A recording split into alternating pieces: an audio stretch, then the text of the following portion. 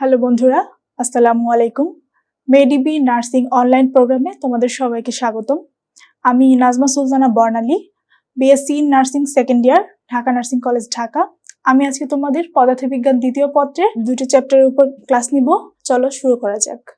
আজকে আমাদের লেকচারের বিষয়বস্তু হচ্ছে জ্যামিতিক আলোক বিজ্ঞান এবং ভৌত আলোক বিজ্ঞান।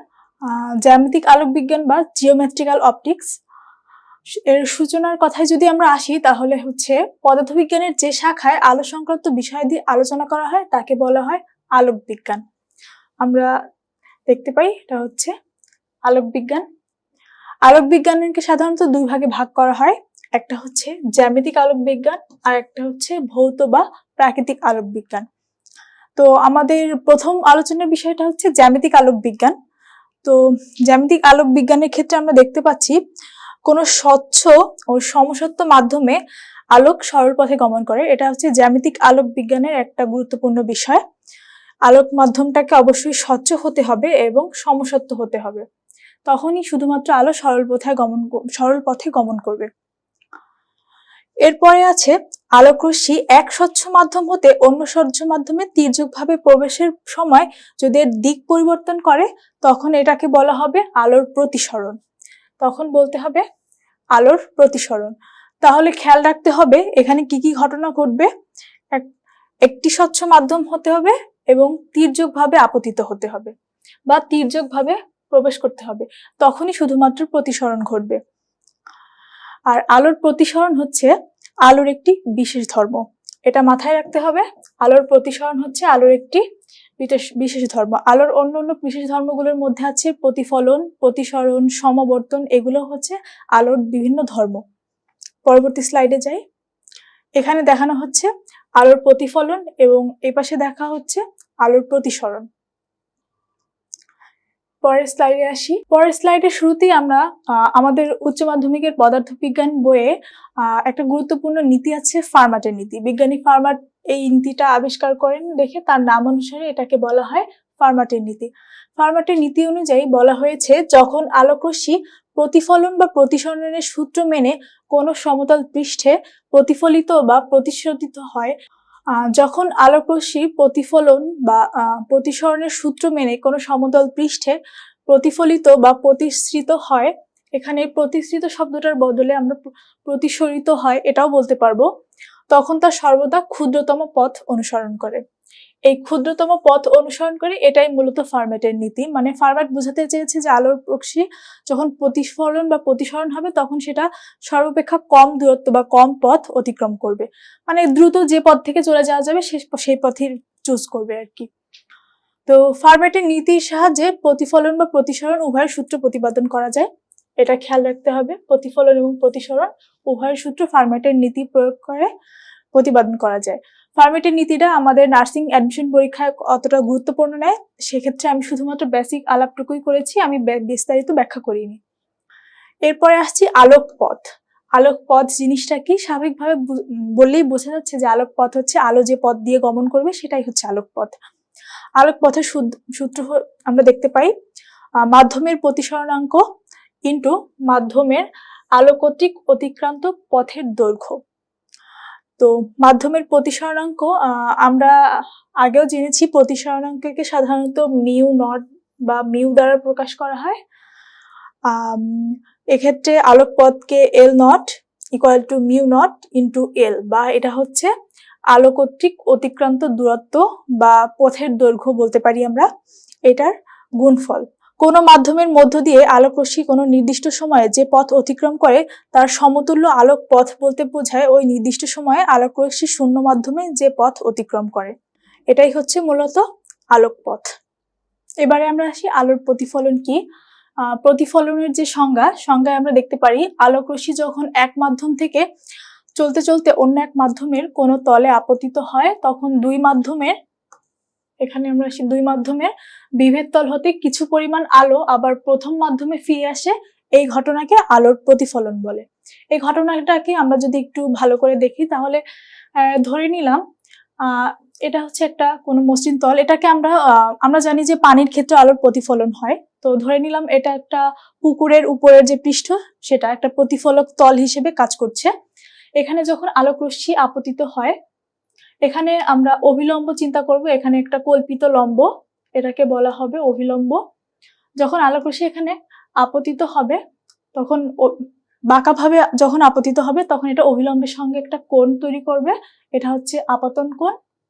এবং এটা যখন প্রতিফলিত হবে তখন এটা অভিলম্বের সঙ্গে আরেকটা কোণ তৈরি করবে, এটা হচ্ছে প্রতিফলন কোণ। এই যে ঘটনাটা, আলোক রশ্মি যে বেঁকে গেল এখান থেকে যাওয়ার সাথে অভিলম্বের সঙ্গে আরেকটা কোণ করে চলে গেল, এটাই হচ্ছে মূলত আলোর প্রতিফলন। এবার প্রতিফলনের ক্ষেত্রে আলোক রশ্মি দুইটা সূত্র মেনে চলে, সেই সূত্র দুটো দেখি। অবশ্যই এটা খেয়াল রাখতে হবে যে দুইটা সূত্র। প্রথম সূত্র হচ্ছে আপতন কোণ। আপতন কোণ হচ্ছে আলোক রশ্মি যখন এখানে আপতিত হয় বা পড়ে তখন এটা অভিলম্বের সাথে যে কোণটা উৎপন্ন করে এটা হচ্ছে আপতন কোণ। এটাকে সাধারণত আই দিয়ে লেখা হয় বা আপতন কোণ, এটা হচ্ছে আই ইকুয়াল টু প্রতিফলন কোণ, অর্থাৎ আই ইকুয়াল টু আর। প্রতিফলন কোণটা হচ্ছে আর। এখানে এই যে অভিলম্বের সঙ্গে প্রতিফলিত রশ্মি যে কোণটা তৈরি করেছে এটাই হচ্ছে প্রতিফলন কোণ, এবং এই দুইটার মান সব সময় সমান হবে। কোনো প্রশ্নে যদি তোমাকে বলা হয় যে আলোক রশ্মি 30 ডিগ্রি কোণে 30 ডিগ্রি কোণে আপতিত হয়েছে, তাহলে প্রতিফলন কোণের মান কত? তখন অ্যান্সারটা কিরকম হবে? তখন অ্যান্সারটা হবে প্রতিফলন কোণ হচ্ছে 30 ডিগ্রি। ঠিক আছে, কারণ আমরা জানি আপতন কোণ এবং প্রতিফলন কোণ দুটোই সমান। এর পরের সূত্র হচ্ছে আপতিত রশ্মি, প্রতিফলিত রশ্মি এবং আপতন বিন্দুতে প্রতিফলকের উপর অঙ্কিত অভিলম্ব একই সমতলে থাকে। তাহলে কি কি বিষয়? আপতিত রশ্মি, এটাই হচ্ছে আপতিত রশ্মি, প্রতিফলিত রশ্মি, এটা হচ্ছে প্রতিফলিত রশ্মি, এবং আপতন বিন্দুতে প্রতিফলকের উপর অঙ্কিত অভিলম্ব, এটা হচ্ছে আপতন বিন্দুতে প্রতিফলকের উপর অঙ্কিত অভিলম্ব। এই অভিলম্ব একই সমতলে থাকে, সেই একই সমতলটা হচ্ছে এই যে সমতল পৃষ্ঠ আমরা প্রথমে ধরে নিয়েছিলাম, এই পৃষ্ঠটা। তাহলে প্রতিফলনের দুটো সূত্র বোঝা গেল। এরপরে আমরা আসি আলোর প্রতিফলনের অবদান, মানে আলোর প্রতিফলন দিয়ে আমরা কি কি বস্তু বা কি কি আবিষ্কার আমরা করতে, মানে আমাদের কাজে লেগেছে সেরকম কিছু। আলোর প্রতিফলনের অবদান আছে আমাদের পেরিস্কোপ, গোলক ধাঁধা ইত্যাদি যন্ত্র। এরপরে আসি আলোর প্রতিসরণ। আলোর প্রতিসরণ হচ্ছে আলোক রশ্মি এক স্বচ্ছ মাধ্যম থেকে অন্য স্বচ্ছ মাধ্যমে যাওয়ার সময় মাধ্যমদ্বয়ের, এখানে লেখাটা একটু কম বোঝা যাচ্ছে, আমি একটু ভালো করে লিখে দিই।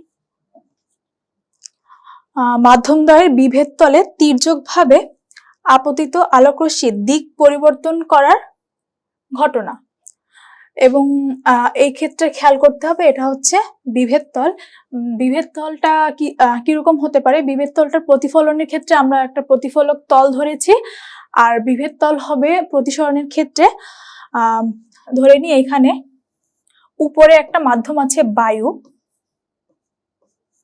আর নিচে একটা মাধ্যম আছে পানি।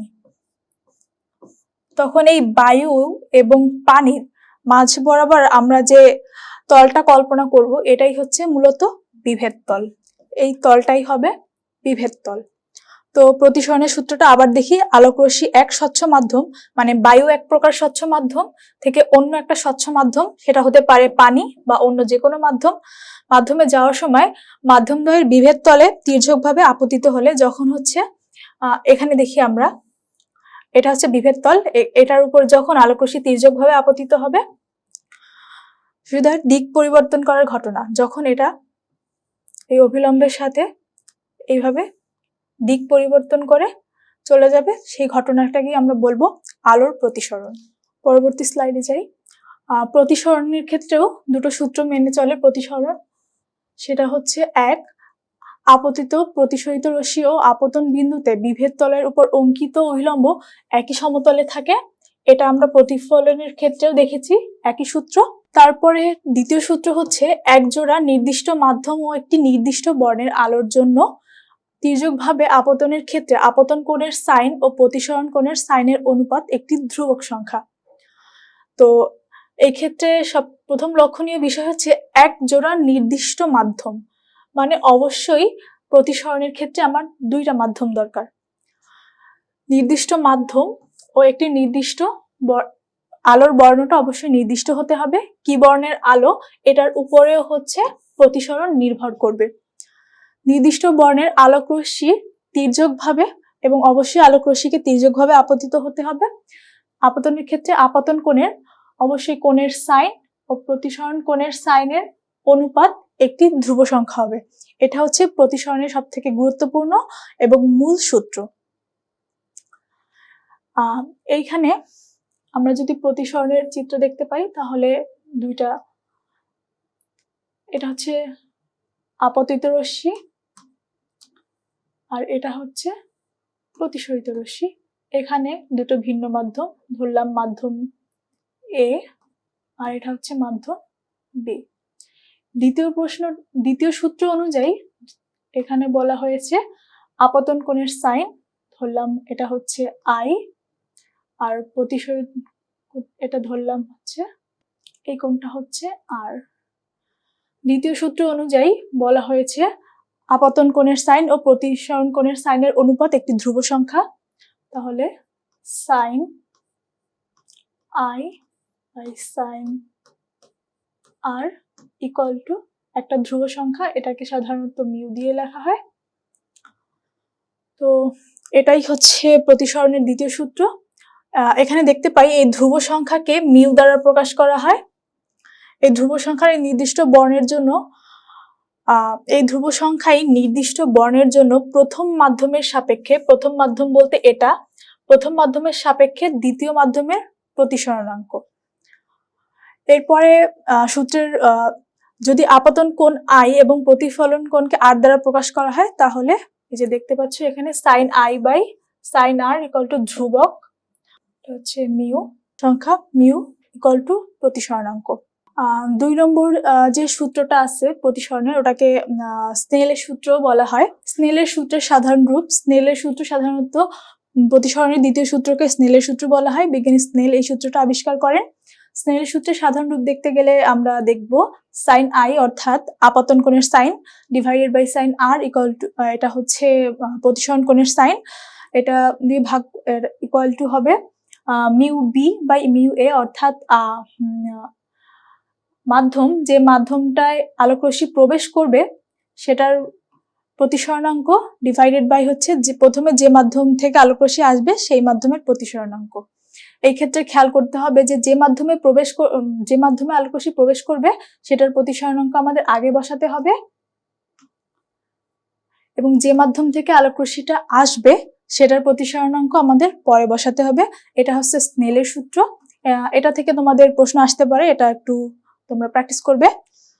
এবার আমরা দেখি আলোর প্রতিসরণের অবদান। আলোর প্রতিসরণের অবদান হচ্ছে লেন্স এবং প্রিজম। এই লেন্সে, চশমার লেন্স সে আর এবং হচ্ছে প্রিজমে, এই ক্ষেত্রে আমরা হচ্ছে আলোর প্রতিসরণের ঘটনা অহরহ দেখতে পাই। এরপরে হচ্ছে প্রতিসরণাঙ্ক। আলোক রশ্মি যে মাধ্যমে প্রবেশ করে প্রতিসরণাঙ্ক হয় সেই মাধ্যমে, আর যে মাধ্যম থেকে আসে প্রতিসরণাঙ্ক হয় সেই মাধ্যমের সাপেক্ষে। এই কথাটা আমি একটু আগেই বলেছি। মিউ কেবলমাত্র মাধ্যমদ্বয়ের প্রকৃতি ও আলোর রঙের উপর নির্ভর করে। আবার খেয়াল করো, মিউ কেবলমাত্র মাধ্যমদ্বয়ের প্রকৃতি ও আলোর রঙের উপর নির্ভর করে। আলোর রঙের উপর নির্ভর করে বলতে আলোটা তোমার সাদা বর্ণের নাকি লাল বর্ণের নাকি নীল বর্ণের, এই বিষয়গুলোর উপর নির্ভর করে। এবং মাধ্যমদ্বয়ের প্রকৃতি বলতে মাধ্যমটা তোমার হালকা না ঘন, কোন ধরনের পদার্থের দিয়ে মাধ্যমটা তৈরি, এই বিষয়গুলোর উপর নির্ভর করে। যেমন মাধ্যমে তোমার পানি থাকতে পারে এবং বায়ু থাকতে পারে, অথবা কেরোসিন থাকতে পারে, অথবা পানি থাকতে পারে। তো মাধ্যমগুলো এভাবে নির্ণয় করা হয়। যে মাধ্যমের প্রতিসরণাঙ্ক বেশি সেই মাধ্যমের আলোকীয় ঘনত্ব বেশি, অর্থাৎ যে মাধ্যম একটু ঘন সেই মাধ্যমের প্রতিসরণাঙ্ক কম এবং আলোকীয় ঘনত্ব কম। আবার যে মাধ্যম অপেক্ষাকৃত হালকা এবং সেই মাধ্যমের প্রতিসরণাঙ্ক বেশি এবং আলোকীয় ঘনত্ব বেশি। যেমন আমরা কিছু মাধ্যমের ঘনত্ব দেখতে পাই, যেমন কেরোসিন যদি হয় তো কেরোসিনের ঘনত্ব সাধারণত 800 কেজি পার মিটার কিউব, পানির ঘনত্ব 1000 কেজি পার মিটার কিউব। এই দুইটা তোমাদের সবসময় মাথায় রাখতে হবে, বিশেষ করে পানি এবং কেরোসিন, এই দুটো থেকে বেশি মাত্রায় ম্যাথ চলে আসে। এবং কেরোসিনের প্রতিসরণাঙ্ক হচ্ছে 1.44, এবং পানির প্রতিসরণাঙ্ক হচ্ছে 1.33। তো এখানে দেখতে পাচ্ছ পানির ঘনত্ব বেশি, এর জন্য পানির প্রতিসরণাঙ্ক কম।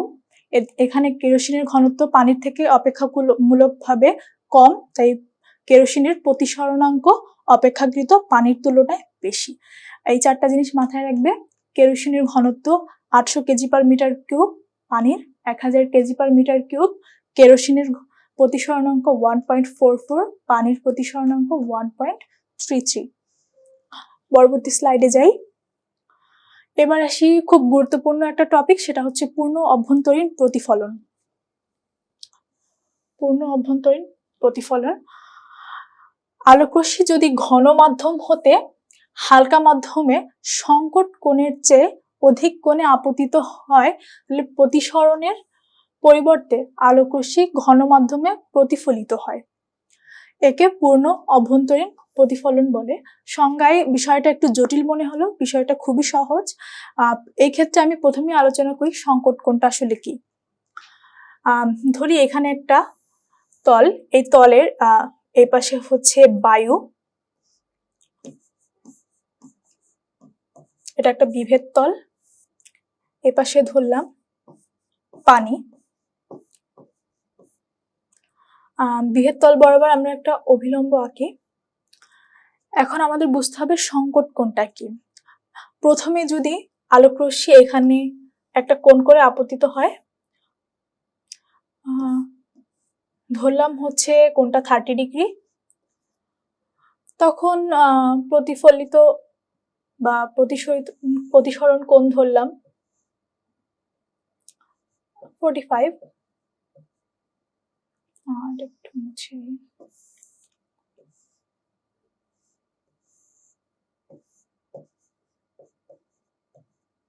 এটা হচ্ছে পানি। যখন প্রতিফলন কোণটা বা আপাতন কোণটা আরেকটু বড় মানে আপতিত হবে, ধরলাম এটা 60, তখন এই প্রতিসরিত কোণটা আরো বাড়বে। এমন বাড়তে বাড়তে যখন এটা এমন একটা মানে আপতিত হবে, যখন এই প্রতিসরিত যে রশ্মিটা এটা একদম এই বিভেদ তল বরাবর ঘেঁষে চলে যাবে, মানে বিভেদ তল এবং প্রতিসরিত যে রশ্মি দুটো সেম সমতলে থাকবে, তখন এই কোণটাকে বলা হবে হচ্ছে সংকট কোণ। সংকট কোণকে থিটা সি দ্বারা প্রকাশ করা হয়।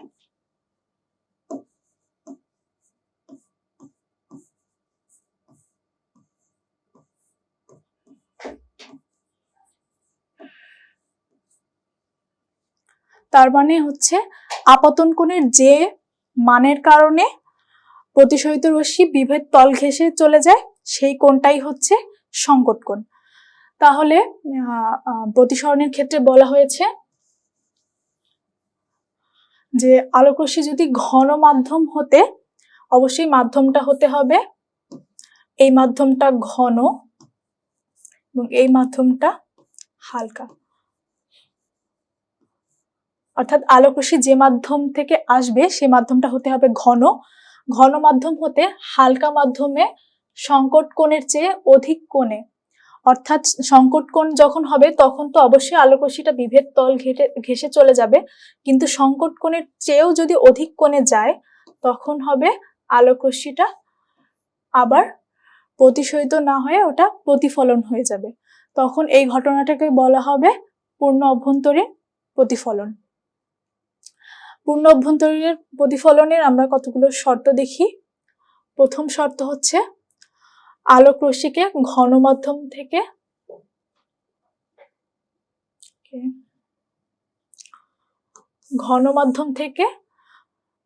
ঘন হালকা মাধ্যমের বিভেদ তলে আপতিত হতে হবে।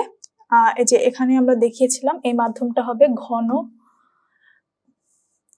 এটা হচ্ছে ঘন মাধ্যম আর এটা হচ্ছে হালকা মাধ্যম। এই বিভেদ তল এটা হচ্ছে ঘন হালকা মাধ্যমের বিভেদ তল, এখানে আপতিত হতে হবে, অবশ্যই ঘন মাধ্যম থেকে আসতে হবে আলোক রশ্মি। এটা হচ্ছে প্রথম শর্ত। দ্বিতীয় শর্ত হচ্ছে আপতন কোণ সংকট কোণের চেয়ে বড় হতে হবে, আমি একটু আগে বলেছি। আপতন কোণ সংকট কোণের চেয়ে বড় হতে হবে। কোনো মাধ্যমের সংকট কোণের সাইন ওই মাধ্যমের প্রতিসরণাঙ্কের বিপরীত সংখ্যা। এটা একটু ডিফারেন্ট ইনফরমেশন কিন্তু গুরুত্বপূর্ণ। বিষয়টা হচ্ছে কোনো মাধ্যমের সংকট কোণের সাইন, তাহলে সংকট কোণের সাইনটা হবে এরকম, sine theta c equal to ওই মাধ্যমের প্রতিসরণাঙ্কের বিপরীত সংখ্যা। তাহলে বিপরীত বলতে আমরা বুঝবো 1/μ। তো যদি কখনো তোমাকে কোনো একটা মাধ্যমের প্রতিসরণাঙ্ক দিয়ে জিজ্ঞেস করে যে সংকট কোণের মান কত, তখন আমরা sine theta c equal to 1 ওই প্রতিসরণাঙ্ক লিখবো, সেখান থেকে আমরা সংকট কোণের মান বের করতে পারবো। এরপরে আসি পূর্ণ অভ্যন্তরীণ প্রতিফলনের কয়েকটি উদাহরণ। প্রথম উদাহরণ হচ্ছে মরীচিকা, দ্বিতীয় হচ্ছে পানিপূর্ণ গ্লাস। আমরা ছোটবেলায় সবাই আমাদেরকে একটা ম্যাজিক দেখাতো যে পানিপূর্ণ গ্লাসের মধ্যে হচ্ছে একটা কলম ডুবালে ওটাকে কেন বাঁকা লাগে, এটা হচ্ছে পূর্ণ অভ্যন্তরীণ প্রতিফলনের কারণে। এরপরে হচ্ছে মরীচিকা, মরুভূমিতে বা হচ্ছে অনেক উত্তপ্ত রাস্তা বা এইসব জায়গাতে যে পানির মতো একটা দেখা যায়, যেটাকে আমরা মরীচিকা বলে থাকি, এটাকে হচ্ছে পূর্ণ অভ্যন্তরীণ প্রতিফলনের একটা উদাহরণ। আর হচ্ছে হীরকের উজ্জ্বলতা, হীরক যে জ্বলজ্বল করে, এটা হচ্ছে পূর্ণ অভ্যন্তরীণ প্রতিফলনের একটা উদাহরণ। এরপরে আমরা আসি বস্তুর বর্ণের রহস্য। বস্তুর নিজস্ব কোনো বর্ণ নেই, এটা সবসময় মাথায় রাখবে, বস্তুর নিজস্ব কোনো বর্ণ নেই। বিভিন্ন বর্ণের আলোকের প্রতিফলন, প্রতিসরণ, শোষণ ইত্যাদির পরে যে বর্ণটি